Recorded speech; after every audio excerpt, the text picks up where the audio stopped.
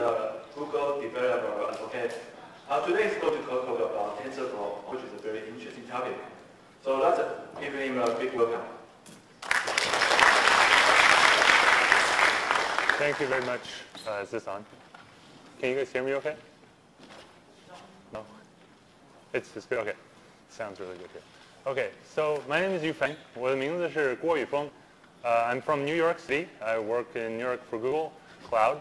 And this talk will be in English. 今天的会议是没听不见啊？还是 Hello, hello? No, okay, it's not on. 我拿手这个。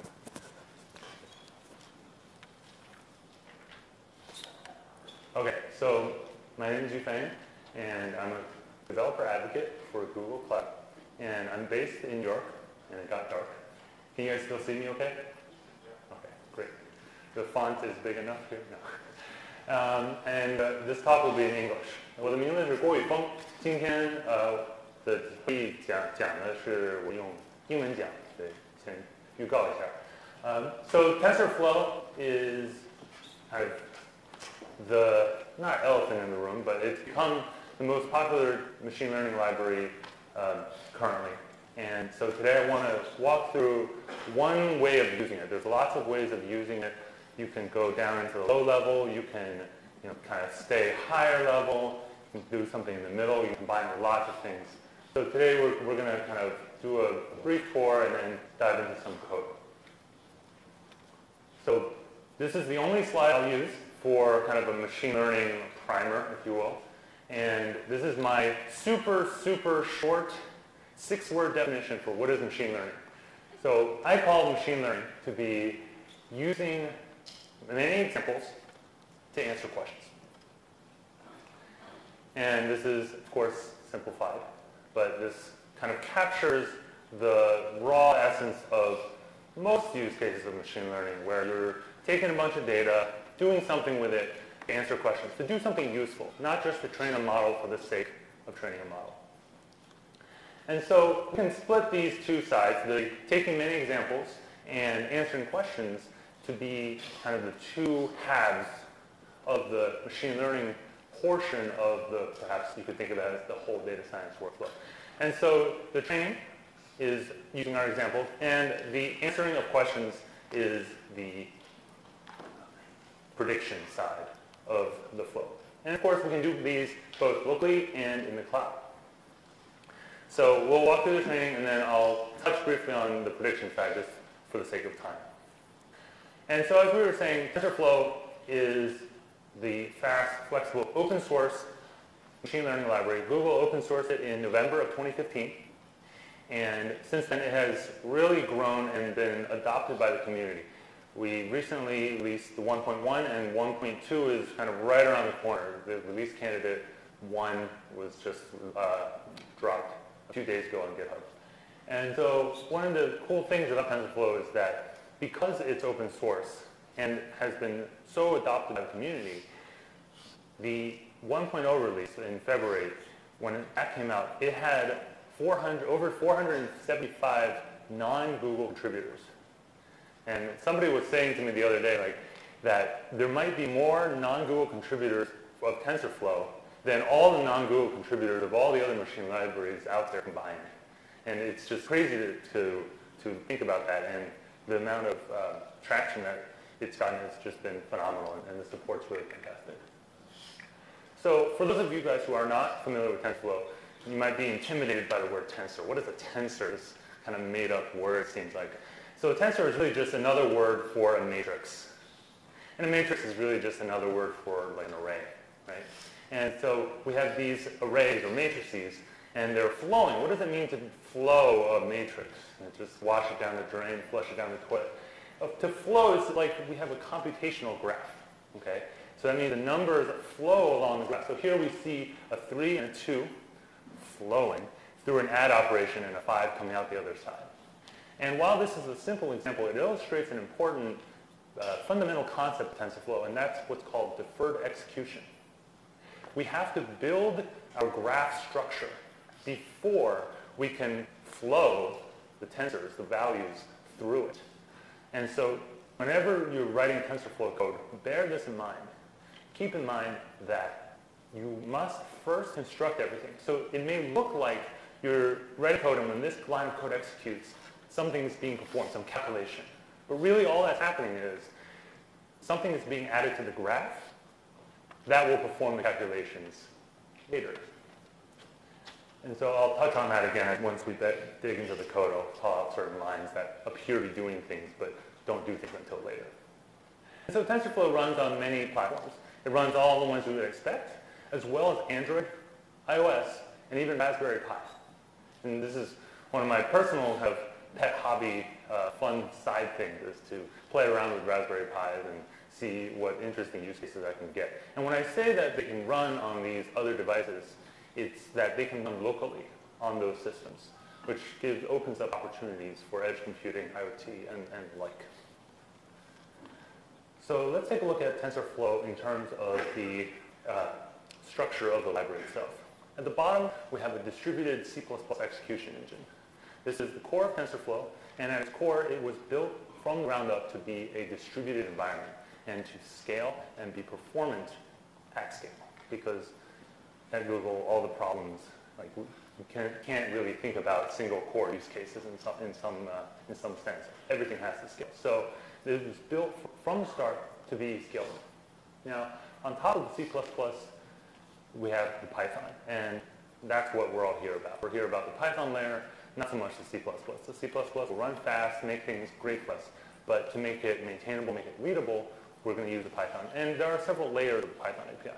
We have the low-level one, and on top of the low-level Python front end, we have what's called the layers library. This allows you to kind of work in a slightly higher level of abstraction, so that you're not manipulating a graph nodes themselves, but perhaps groups of these nodes. And then on top of that, we have what's called the Estimators model, or alternatively, kind of analogously, Keras kind of operates at this same level of abstraction. And these two allow you to work with groups of layers, essentially. And it takes care of some of the training loop and managing that aspect of things for you, as well as managing much of the distributed training complexity. And finally, on top of that, we have canned estimators, which are basically estimators in a box. It's not just a flexible environment to do it in, but also provides you the model, a configurable model. And that's where we're going to be operating in today. In a land where the model is kind of provided for you, but you can customize it to the way you want. And I'll also show that you don't need to do too much. You can do a lot before you have to go down a level, go into the very custom situation. So this is an example of a canned estimator. I want to call your attention to the middle few lines there where it says DNN classifier. So DNN classifier is referring to, of course, deep neural network classifier. And that is just a simple configuration of that, where we basically can pass in what are called feature columns. These map the data to the model. And also pass in these hidden units. The hidden units are just referring to the layers of the model. And so this is what I'm talking about in terms of configurability. You can create a deep neural network basically by feeding an array of numbers. First layer is 1024, second layer is 512. If you want more layers, just make the array longer. If you want fewer layers, make the array shorter.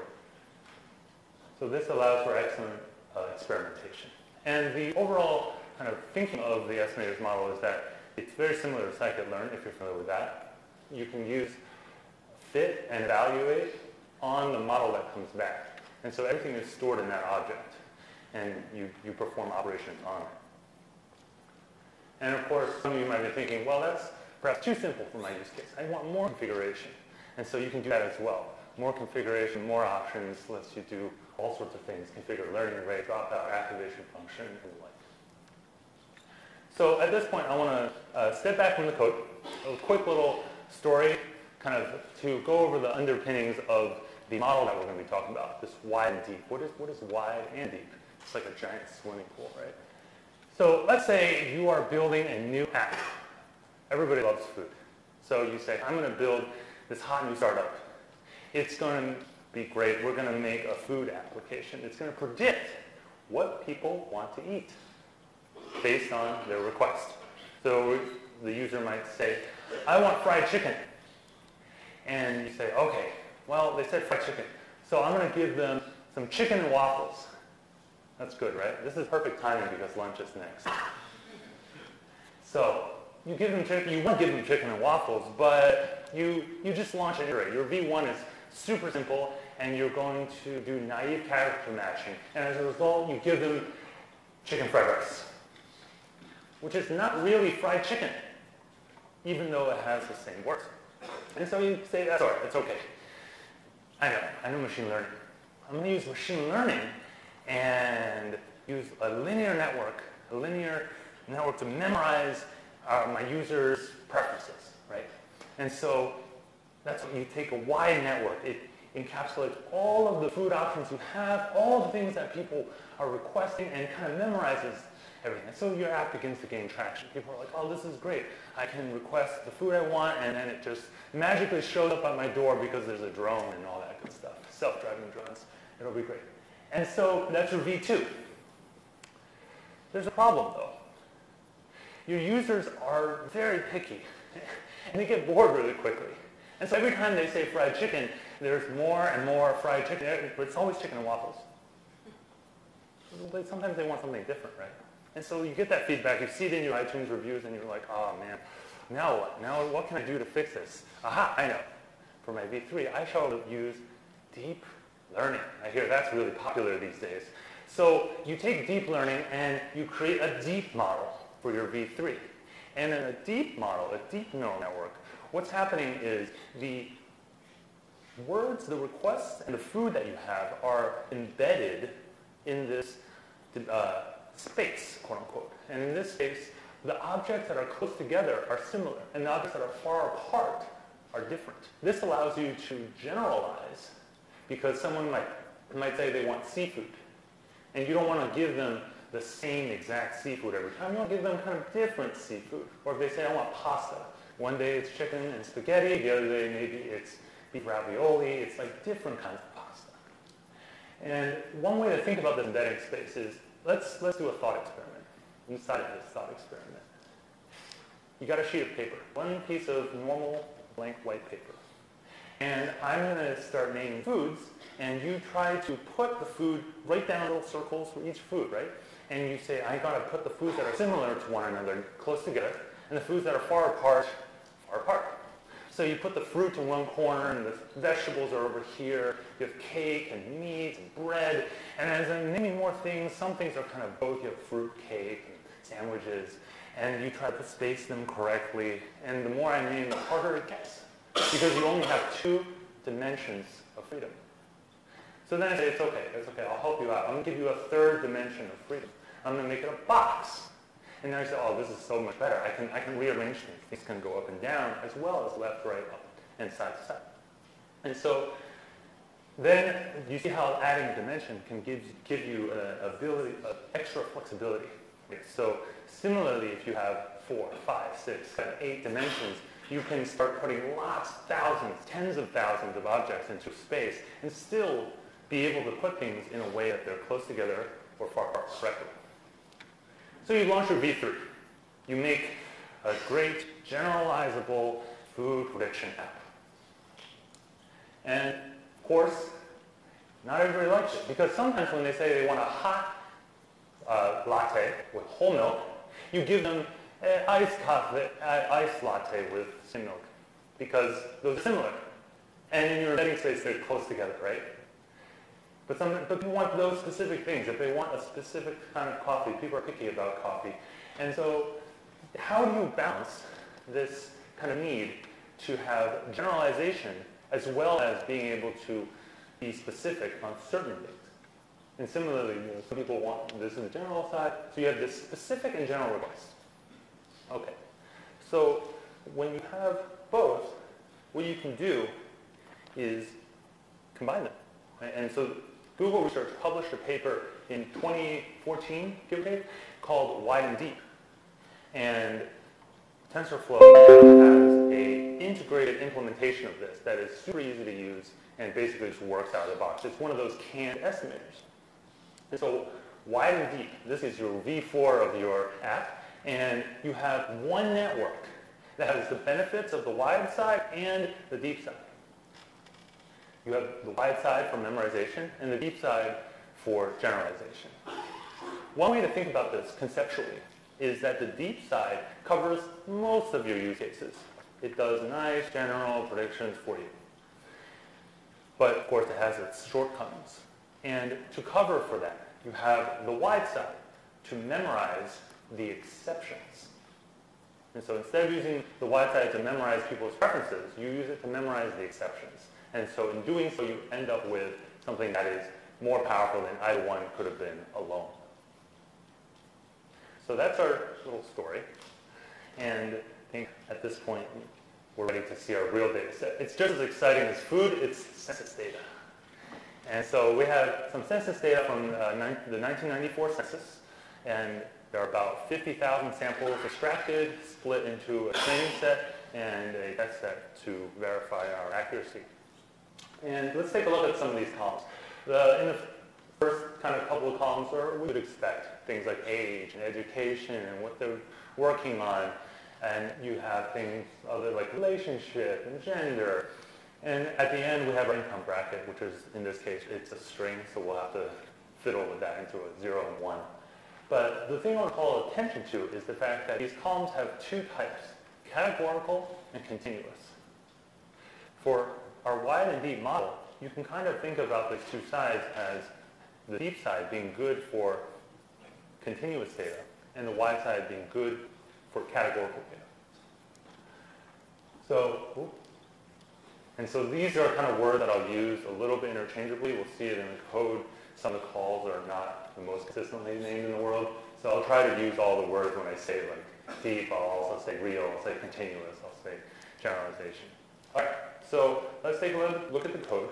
And hopefully these microphones might be working. Okay. Maybe not. So this point's still. Okay. Let's go drop out of this and go over to the notebook, which is too giant. All right. Say something when it's too small. Okay, it's too small. All right. Can you guys see this okay in the back? You're too far away. I can't see anything. Oops. All right. So TensorFlow is imported using the standard way, and the common idiom is to use TF as the abbreviation. Not only is it easy to type, you only have to do it with one hand and all that good stuff. So the point I bring about it with this is if you need to look up a TensorFlow method call, it may be easier to search for TF dot whatever than TensorFlow whatever sometimes. And what I have set up in this first style, really I'm just writing out some of the column names into different global variables. Is it working? It's working. Okay. Okay. It says do not move. All right. So what we have is, so let's run this cell. And one of the things I like to do is print out the TensorFlow version. It uses kind of the common PyCon versioning semantics there to do underscores on both sides. This helps me make sure that I don't have any versioning issues. So I've been bitten by that in the past, so I want to give you guys that benefit. So let's take a look at our data in Pandas. Basically, we have numbers you'd expect, really. The notable things here is some of these columns are not a direct like string classes. They're numerical. So like education num is 1 through 12 or 1 through 16 numbers that map to different levels of education attained. Whereas things like age appear to be whole numbers, and the capital gain and capital loss, of course, are just real values. Oh, I should mention this column, this really hard to pronounce column. This column, we won't use this column. It was a measure of how much the census takers believed the statistics affected them or like reflected reality or something. So it's something that the researchers used, but we won't be using that today. And here's a sample of a few of the top columns here. You can see like work class are string classes, so these are categorical. And the education number is here, and we'll also play these as categorical. Let's see, and then things like capital gain are real. And then finally we have the income bracket, which looks something like that. I also did a simple just cross-correlation check to make sure we didn't have any columns that were overly predictive on their own. So this is something, just like basic statistics stuff you should check before trying to use machine learning and not wasting a bunch of time, but it might save you some time if one of the columns is already highly predictive. Okay, so the next section here is about input functions. I mentioned how TensorFlow uses deferred execution. And as a result, you need a function that will map your input into the graph. And what's interesting about this is that the function itself will be part of the graph. So you will add pieces to the graph that will process the file, read the CSV, parse it, do any conversions you need to do. That will all be part of the graph. This allows the whole thing to run in parallel and very fast because it all goes down to C++. So that's what the input function kind of takes care of. We use what's called a text line reader, and we read up to some number of records, and then we can, somewhere here is a CSV decoding. Here we go. So then you can decode the CSV at the bottom here. And you'll notice once we have our columns, well, I zip them together into a dictionary, and then I pop off the income bracket and remove this funky column that I can't pronounce. So the reason I'm structuring it this way is that input functions, they must return the data in a certain format. And that format is, I try to describe it here, but it's kind of messy. Basically, it's a pair. The first piece of the pair is a dictionary. The second one is an array. The dictionary is the training data. The array is the label. So we have the array, dictionary first, and we have, for example, age, followed by its values. And then each all the columns are the keys of the dictionary with their associated values. And then for each one of these, 1 is over 50,000, and then 0s represent under 50,000 of the income. And so you can think of this dictionary kind of like the spreadsheet itself. Right? If you take the spreadsheet, the CSV, you have the column headers across the top, and then all the values coming down. So if we take this and we turn it 90 degrees, we have all the column headers on the side and the values going out this way. And that's exactly what we have here with the dictionary. So that's one way to conceptualize that. And so once we have it in this structure, what we'll do is, well, we can just return it. But so we have that dictionary here. And then that's why I remove the label and save that off, because that'll return the array of values, so I don't need to do anything with that. And then we have all of the remaining columns are features. And then, as we said, this column is 50K or under 50K, so we do a little type conversion here to map it. Oh, I hit back. Gotta love that keyboard mouse. Hit back. Okay, I'm gonna have to rerun some of these things. Okay, so we're back. Okay, so that returns the features and labels as a pair. Now, remember, and as I alluded to earlier, nothing is happening here in terms of actually processing any CSV files. This is just going to be a function that will provide the chunks, the pieces to the graph. The next step here is to create those feature columns I mentioned. This is where you get to play around a little bit. So the feature columns are what will map the actual data that's coming from your input into the model itself. This means this is where you describe which columns are sparse, which columns are dense, or which ones are categorical and continuous, the wide and the deep. And so, for example, here we have the two sparse configurations that are common. One is called sparse column with keys, and the other one is called sparse column with hash bucket. The short version of what these two represent is just that with keys is when you know all the possible unique values of a column in your data set, and with hash bucket is when you either don't feel like typing out all the possible values because there's a bunch, or you don't know necessarily if there will be more new ones coming in the future, or your data set is just that large. And so here we have, I did a few to demonstrate, and then I just did the rest of hash buckets. If you have a large number of columns, or columns that are anonymized, you can basically automate the creation of the sparse column with hash buckets directly. If you catch me not running cells, please say something, because it's really unimpressive when I get an error after a while, and then it's like, what happened? Well, missed this cell, three pages up. So now we have the real value columns. These are the continuous values. And this is a lot simpler in that you just map it to a real value column and then you're done.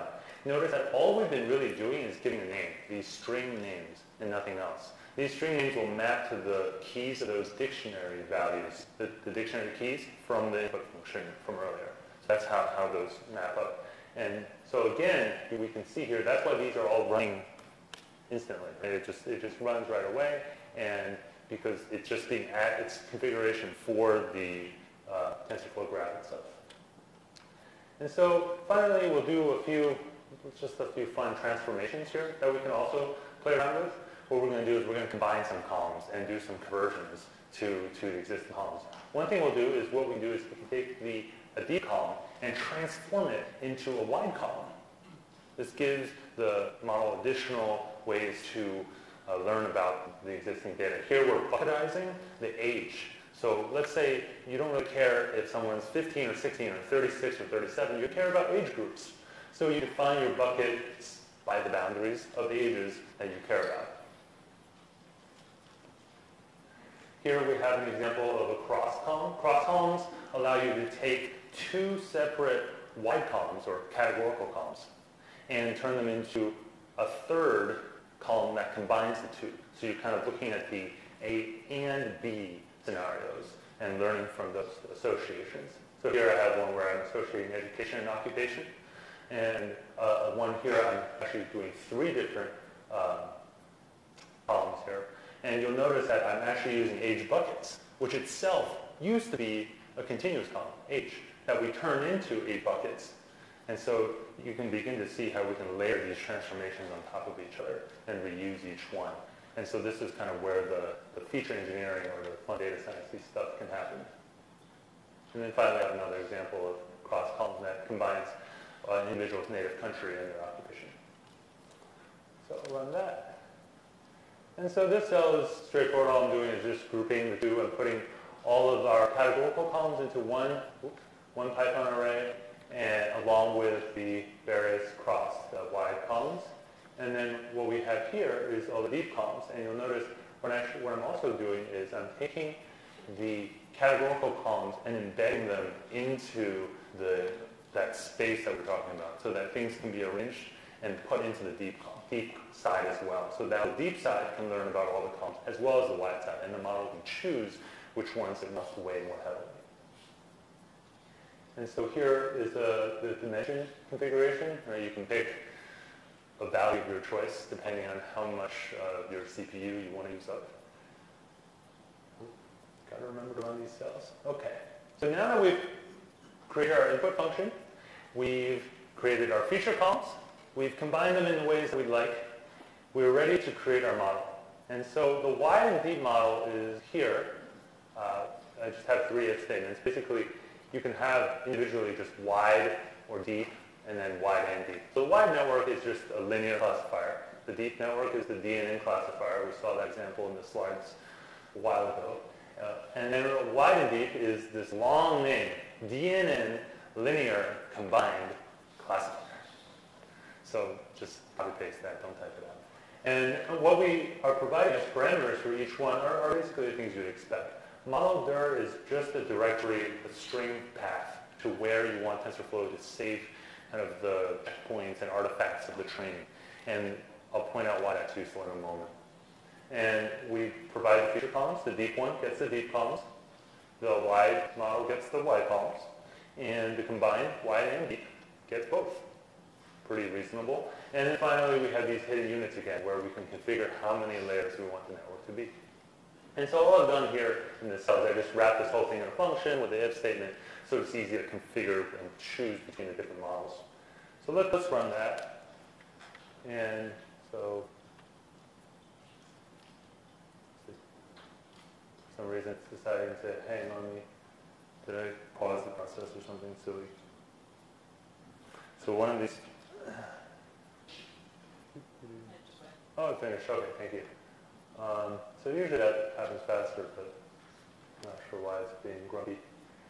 And so let's train it. So the data I have just locally for now, but it's also hosted in various locations in the cloud. This is on the UCI University of that data set that's very commonly referenced. There's just lots of published data sets there. So while that's running, let me talk about TensorBoard briefly. So TensorBoard is this visualization tool which comes with TensorFlow. And what you do is you point it at a directory where you are training your models. So we provided that directory earlier. And I'm just going to point it to the top level directory where I'm working. I'm actually, that particular model is inside there. And this allows TensorBoard to actually show me multiple runs together on one chart. So assuming that our resolution holds up, I'm not sure that it will. So normally you can scroll here. Okay, oh, I know what I can do. I can make it tiny. Okay, maybe even tinier. Okay, over here, you can see I have a couple of models. Some of them I was playing around with earlier, and then these are the ones that we've been doing. And what you can see here is the training losses as things are happening, and I can pick a specific one by hitting the little circle. Oh, let me make this bigger. All right. And I can check off multiple to have them show together. Of course, I can turn them all on or all off. And so this is, you get all this for free in the sense that I didn't have to do any additional configuration to configure monitoring for this. Of course, you can monitor wherever you'd like. This all just works out of the box. It has some metrics around the networks, the deep side of the network, the accuracy, as well as area under the curve. Another cool thing that it does is it shows the actual structure of the graph. And so this is what I get for training a model while having it process this at the same time. And also, worth pointing out, I'm running TensorBoard right now from the Jupyter Notebook terminal. So I don't know what that might do to performance. But here's the graph. And so we can scroll to go in and out to see what's going on. And you can see here we have the linear and the deep network side. And you can see there's a lot of other stuff going on. This is what I mean. You get a lot of stuff for free. The linear side, whoops. Once you open it up, has what you'd expect. We have here, this is our education crossed with occupation. And you can see the weights there. Let's see, let me try to make that go away. Okay.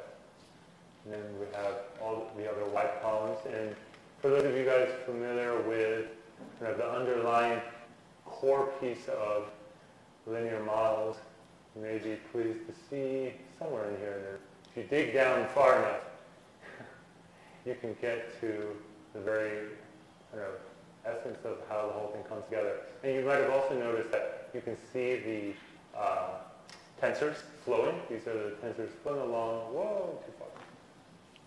And then here we have the deep network. Can I click this little thing? Wow, precise mousing. And so you can see here are our different hidden layers. Come back. And we can do, and you can see here, this zero fraction is a little monitor that checks to see what fraction of the weights are zero, because that can help you debug things. And you can see here we have our weights from before flowing up, the weights that are saved here, the matrix multiplication, the biases that are being trained, those are added together, and then that gives our hidden layer 3, which then continues to flow up along here into the logic at the top. So it's fun to explore. Obviously, if you build your own network from scratch, this is a really handy debug tool. And then finally, we won't really be able to see it here, but in some models you have good representations of the data in the embedding space, and you can play with that. It comes with PCA and tsneak. And so what this will do is it maps the data to a lower dimensional space, 3 in this case, and lets you see that in action. At this point, this should be done. Better be done. So yeah, so we finished training. That took a minute on my battery-powered small MacBook, so hopefully your laptops are better. And what we can do is evaluate the accuracy. So you'll notice that when I'm running these, I should talk about this, but as we saw in the slides earlier, you do the fit by just calling .fit on the model. What is M? M was where we saved the output of the creation operation. So when we created our classifier, we saved it to M. And so M contains our object that we want to hold on to and do all our fun things with. And so we have m.fit, and we pass in the input function. That was the input function we wrote earlier, as well as the number of steps. If we don't pass in the number of steps, it will train forever. So please pass in the number of steps. And maybe this is done. Hey, it's done. Okay, so with the wide deep, we got to 83. With the wide alone, it's around like 81, and then the deep sometimes is only in the high 70s. So there's definitely a noticeable difference between them, and of course it's going to vary with data set size, and it's going to also vary based on how you configure some of those properties. Which features columns you use? How did you transform them? Which ones did you cross? How many dimensions of embedding did you use? What's your batch size? Things like that. And so there's a lot of parameters to play around with. I don't claim that mine is ideal in any sense, but this is it's a starting point. So once you train a model, you want to be able to do something with it, right? Because as we said, machine learning is training and it's prediction. We need to answer those questions that we did all that work for. And so you need to basically somehow create a server to serve new predictions. When new data comes in, you want this server to be fast. You want it to be performant. It needs to perhaps scale horizontally to multiple machines. And so TensorFlow, once again, comes to the rescue with a open source TensorFlow serving environment that works out of the box. So it's basically a C++ binary which loads in your prediction graph. Now, what is the prediction graph? This is an interesting kind of detail I like to talk about. So when we have finished training, the graph that we have at this point is a trained TensorFlow graph, right? This graph, well, what's in this graph? We have, as we saw, some monitoring pieces in there. There's a piece that loads in our data. There's feedback loops, right, that help us update those weights inside the graph. We don't need any of that for prediction. We don't need the feedback loop. We don't need these numbers to be variables. They should just be constants. We don't need to be able to load a CSV file in because the new inputs are probably coming in one by one request at a time. We probably want to stick a REST API in front of it, if anything. So we want to strip down the graph, transform those variables into constants, and a few other optimizations. Luckily, TensorFlow has a built-in operation called export saved model that will do all of that for us. And again, we see this paradigm of m dot something. So we did fit, we did evaluate, now we're going to export the saved model. Exporting the saved model does, however, mean that you have to produce one more input function. Sorry about that. So this input function, instead of mapping from a CSV to the graph, maps one input into the graph, right? One JSON input. And so that's what this cell is all about. I have a function that maps the inputs into the graph. And so it just returns an array of features. This is mostly, at this point, unfortunately, still kind of necessary boilerplate. If you were to take this code and use it for your own data set, it's unlikely you'd have to change this code. So I won't go through it in too much detail. And so exporting, you just run it and it works, basically. And what this outputs, interestingly, is two files. Well, one file and one folder. So let me go to our models directory and show you what that looks like. But first, I have to drag this window over. The windows are coming. Oh, it's Mac. Okay. So let me make this bigger. So as we saw, this exported the model to models/all of that. So I'll make this bigger. Okay. So right now I'm in the models directory, and I'm going to, wow, this is good. Okay. Okay, so we see into that directory, and we take a look at what's inside. And you see we have 2 files, and because the font's giant, we have to look over here. Can I do this maybe? Okay, so we have 2 files. One is the save model.pd. This is the graph, the structure of the graph after exporting. Notably, this structure is useless for training because we stripped out all the parts that were useful for training. This is a separate file used specifically for prediction. And then we have a variables folder. And the variables folder just contains the weights, those trained values that are loaded into this structure of the graph. So with serving, that's the open source release. If you wanted to, you can use, Google has a machine learning engine in the cloud that can also do this serving for you. So you provide that file, the save model.pd, as well as that variables folder, and it will create a auto-scaling, globally distributed service that has REST API that you can hit from anything that can hit the internet. And so this part, I would demonstrate it, but in the interest of time, I will leave time for questions instead. So training, today we did training locally, and you can put this in the cloud, right, to do your serving, to do the predictions.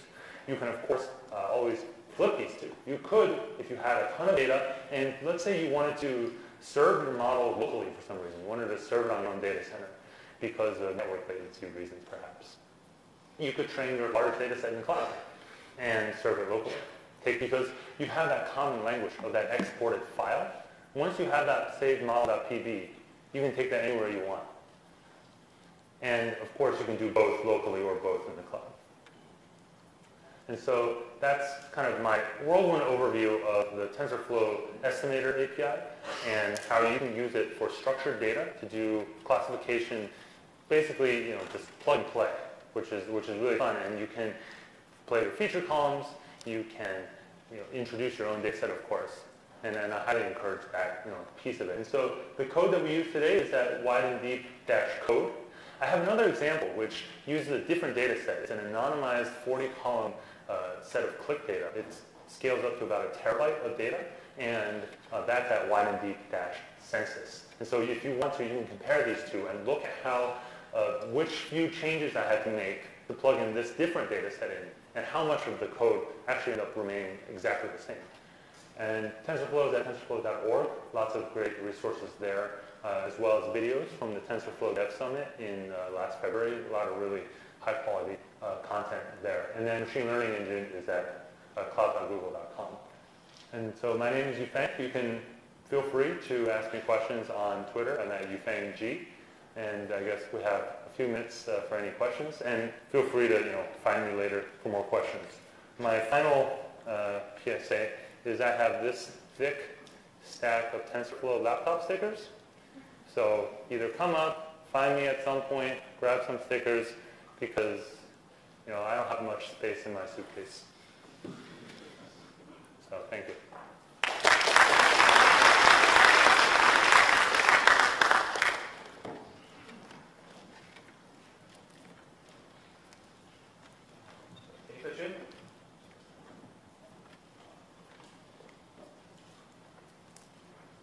Oh, over there.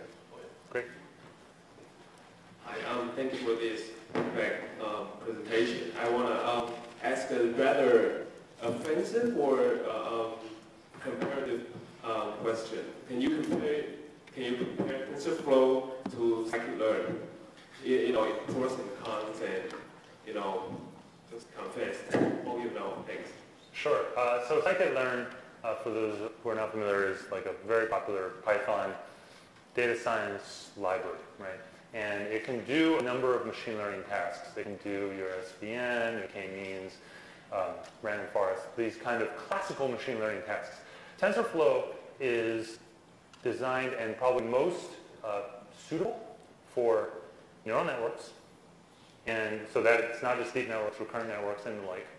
And when you want to scale, if you want distributed training, if you want GPU training, faster performance, that's where TensorFlow really comes in handy. And the final thing I'll add is that there's also been a wide amount of adoption from the research community. So if you want to be interacting with the research community, TensorFlow is becoming kind of a common language among researchers.